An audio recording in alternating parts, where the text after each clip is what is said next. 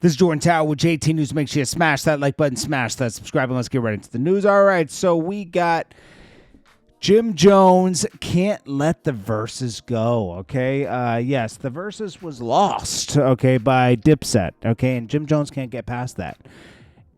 So much so that Camron had to comment on it. Now, Camron recently says, you know, I told people we should not do the Verzuz.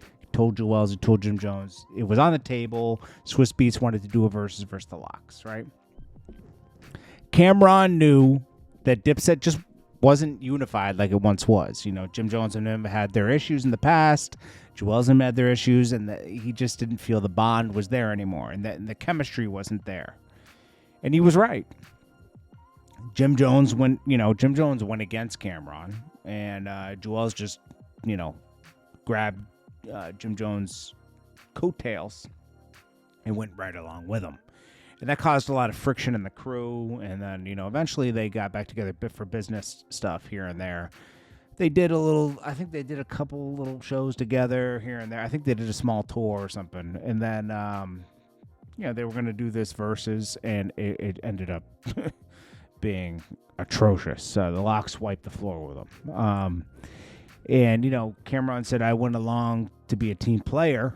And, he negotiated his deal the way he did. And Jim Jones was cool with it until after the Verzuz when they lost. And there wasn't a lot of opportunities after the Verzuz for the losers.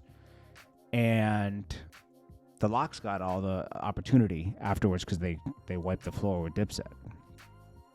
So Jim Jones started saying, oh, Camron, did backdoor deals with Swiss Beats where he owns part of this and that, and we should have all got the same deals, when Jim Jones was rather to do it for free.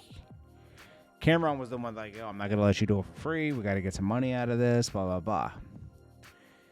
And now Jim Jones is going around saying, we should have done the Verzuz without Camron. It should have just been Joel's and him.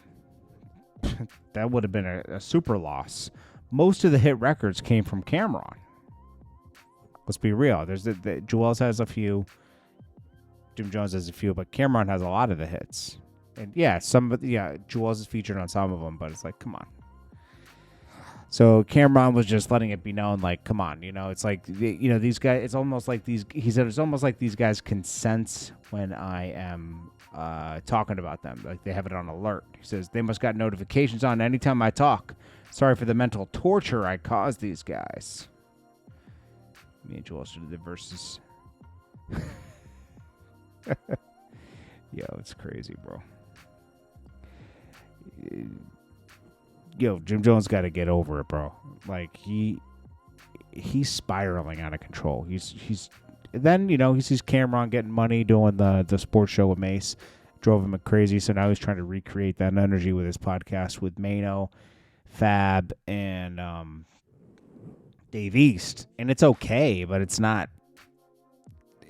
There's a couple clips here and there from it that'll go too, because first of all, there's no money involved right now, and then in the future when the bag does come, they got to split it 4 ways. You get 4 artists trying to split it. It's not gonna work, bro. I'm telling you, I know it's not gonna work. Terence Crawford has reportedly been stripped of his WBC superweight world title due to unpaid sanctioning fees. That's crazy, bro. I don't know. Kandi reportedly discovered Todd was communicating with other women behind her back before filing for divorce. She had no idea. I can imagine she was probably treating Todd like he was like, not a man, because she was providing most of the money, and her celebrity was providing his celebrity. It was giving him celebrity, and that's what all the opportunities came from. So she never treated him with a lot of respect. You could see it in the show. So it was inevitable that these two were going to break up. I'm going to be honest with you. Now they're just going through a messy divorce because there's a prenup involved, and she has all our music catalog, and they built these businesses together, and he thinks he's owed more than what's in the prenup. So yeah, it's a big mess.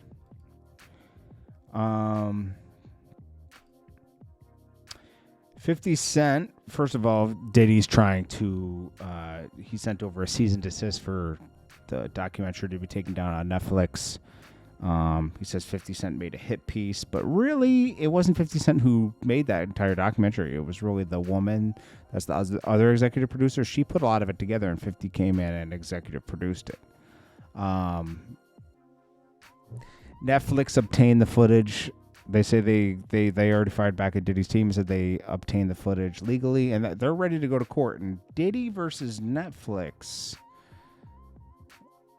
that's not going to work. Diddy just doesn't like how he's portrayed as his real self during the documentary. I mean, this is spot on. He was hoping to make a documentary where he's just the good guy, and that he's getting mistreated. Now, 50 Cent also recently spoke about Joy.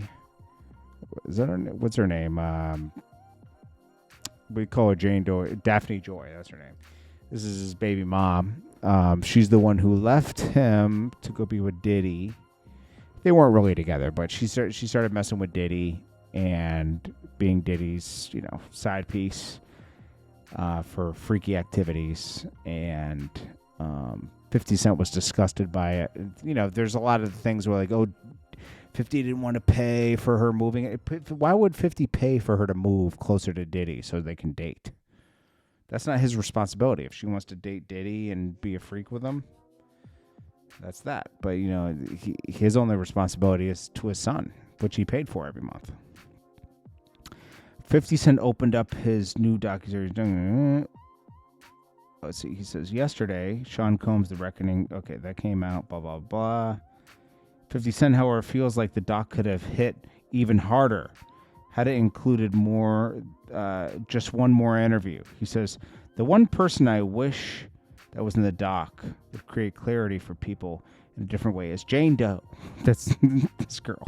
He says, so you could see someone who was really willing to do it for money. Do you understand? He explained in the recent interview with GQ, Cassie came in so early. She was baby 19. Look, the innocent energy that you feel when his kids are walking into the courtroom and you're sympathetic to them. That's who Cassie was when she met him. Jane Doe testified at the federal trial in June. She detailed all the freak-offs. He says it's a really interesting balance of things because people think how a woman who has moral compass, a traditional woman, would feel under those circumstances. They don't think about hoes. Now, hoes are a bit different. They're not emotionally connected to the sexual experience, so they can have a sexual experience with those other people as long as you're going to pay.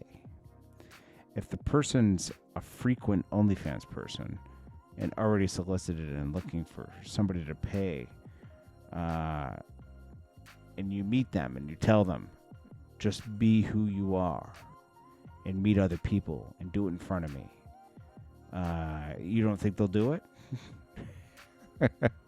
He's talking about the freak offs and her being with other guys and Diddy watching. Very, very weird stuff, But hey, some people are into weird things. Chronic Law is Spotify's most streamed dancehall artist of 2025. We'll get into all this other Meek Mill nonsense in the next video. This is Jordan Tower with JT News. Make sure you smash that like button, smash that subscribe button. If you want to run ads in the channel, it's jordantowermedia@gmail.com. Peace.